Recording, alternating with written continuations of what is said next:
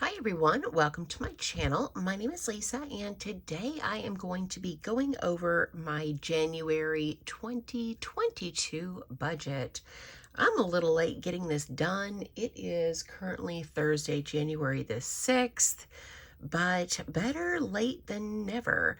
After being sick the week of Christmas, I have really struggled to get caught back up again, so I do apologize. But I have been working on Etsy orders and visiting with my daughter before she goes back to school, so budget just kind of took a back seat. But I'm ready to do it today, and I am excited that you guys decided to click on the video and watch. So let's go ahead and get started. I am a salary employee. My take-home pay per paycheck is $1,500. And so there are two paychecks in the month of January. So that means that my total monthly income is going to be $3,000. Goodness. All right, so I have completed baby step number 3, which is a fully funded emergency fund. So I have $10,000 in my savings account right now. And so next is baby step, I think 4 is to save for retirement. And so that's what I am doing. And I have decided to start with a Roth IRA and maxing that out. And so I am setting aside $300 per paycheck for retirement savings. And so that means for the month of January, I'll set aside $600. Then I have my fixed expenses. My first expense is my rent. Now, rent includes the internet and also the trash bill.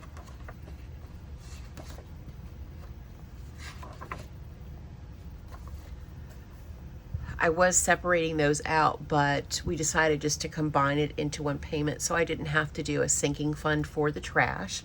So my monthly rent is $620.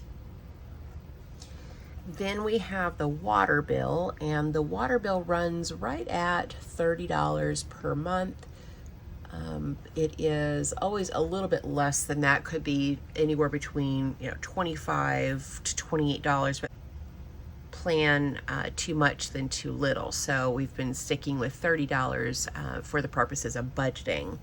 Now the electric bill has been running right at $200 per month. So I'm gonna go ahead and budget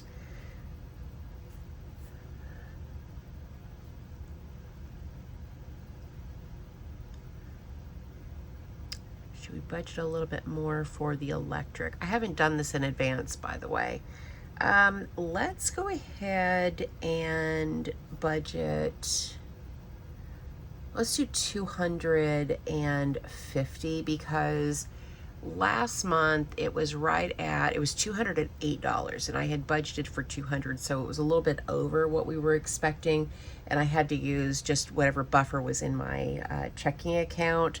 So let's go ahead and budget $250. That way I know we have plenty of money for the electric bill. Then we have renter's insurance, and that runs $50 per month. Our AT&T, or my AT&T cell phone bill is $44 per month. Then we have Apple. This is a combination of Apple storage and the family plan, which includes Apple TV and unlimited downloads, and that runs $26 per month. Netflix is $14.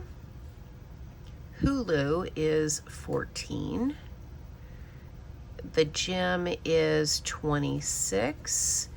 And the Chewy order, because we're bumping the electric up this month, and we're pretty good on fur babies food, I'm actually going to budget 0 for Chewy. We've got plenty of wet food, dry food, and kitty litter. So let's go ahead and add all this up. So 620, 30 for water, 250 for electric, 50 for renter's insurance, 44 for my phone, 26 for Apple, 14 for Netflix, 14 for Hulu, 26 for the gym is $1,074. Okay, moving on to my cash expenses. The first expense is Walmart. So this is for food items as well as paper products like paper towels, toilet paper, all that kind of good stuff, like household items. I budget $100 per week. And so for this month, I'm going to budget $400. My daughter, Carol Ann, is a grad student, and so she's not working, and I give her $60 per week, and so she will get $240 for the month, and that pays for her gas and her food and spending money. Then we have gas for my car. I budget $10 per week, and so I'll budget $40 for the month. Spending is going to get $10 per week, so $40 for the month. And couponing also getting $10 per week, so $40 for the month. And I had somebody ask me why I had couponing as a budget item, so let me explain. In order to use the rebate apps, you have to purchase the items with your own money first. Then you submit a receipt, and they give you credit for the amount of the rebate. So let's say I had a $40, let's just take the $40. So let's say I had a $40 bill for couponing, but I only got back, let's say, $30 in rebate. So let's say IBOTTA would put that money in available funds for me. Now, IBOTTA only lets you cash out that money if you have at least $20 of rebate money available. And so because I use the rollover, so when IBOTTA reaches like a $20 threshold or whatever it is, I withdraw that money into my PayPal account, and then I use my PayPal debit card for purchasing couponing items. So the next time, so if I got $30 in couponing, I would withdraw that money, deposit that into PayPal. My next couponing trip, I would use the money in the PayPal account to do my couponing. And then I would need to have at least $20 on that next trip to withdraw and roll over. So this just gives me a little bit of money in my budget for purchasing items so that I can begin rolling over money, because the money that I did have in my PayPal accounts, Fetch and all the others, I cashed out for gift cards and used those over the Christmas holiday. So I don't have any money left. I'm starting all over again. And since I'm doing the 100 envelope challenge, I don't know how much of this $400 budget I'm actually going to have towards grocery shopping, and that's why I just did a separate line item for couponing. Hopefully that makes sense. If not, it makes sense to me, and I'm using this money to go couponing with.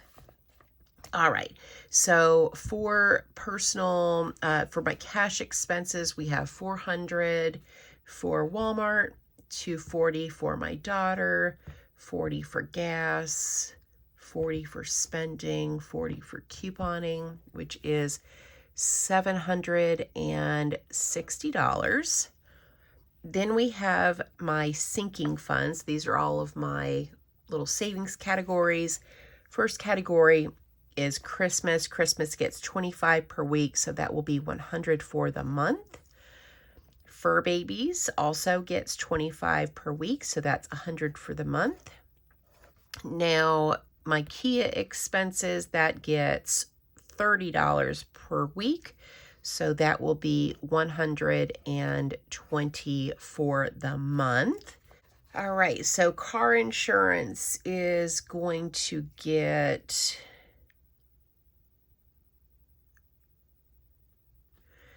we're going to do 70 for the month.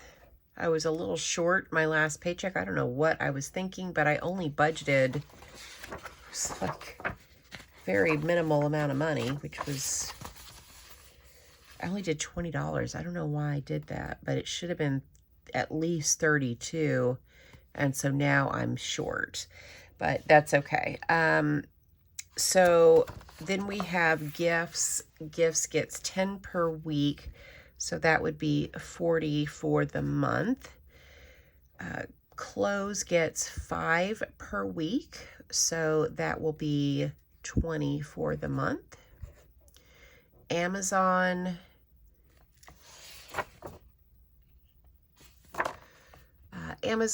P.O. Box, medical, these are all 5 per week. These are all 20 for the month.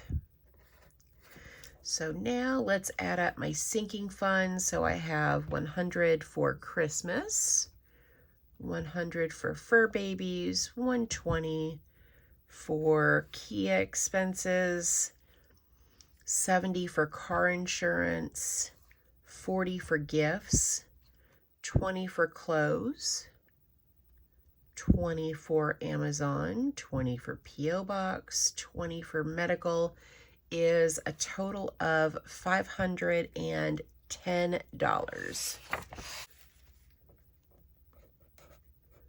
Okay, so now let's take my income. We're going to subtract my IRA contribution, subtract fixed expenses, cash expenses, and sinking funds, and see if I'm going to be able to contribute anything extra to savings challenges this month. So we have $3,000 for income, $600 for my Roth IRA, $1,074 for fixed expenses, $760 for cash expenses, and $510 for sinking funds. Leaves me $56 for savings challenges, and that's just so I can stuff an extra envelope, maybe 2 for the 100 envelope challenge. So that is everything, guys. That it is 6:32 in the morning, and I have to be at work here in just a little bit, but I wanted to get this video out for you, and so that I knew, so I can get my paycheck budget, because I actually get paid tomorrow, and I needed to know all of these details so that I could prepare my paycheck budget for January paycheck number 1. But thank you guys so much for watching and hanging out with me while I did my budget this morning. I hope that you guys enjoyed this video, and as always, thank you so much for watching. Thank you for supporting my channel, and I hope that you guys have a great day or night wherever you're at. Bye.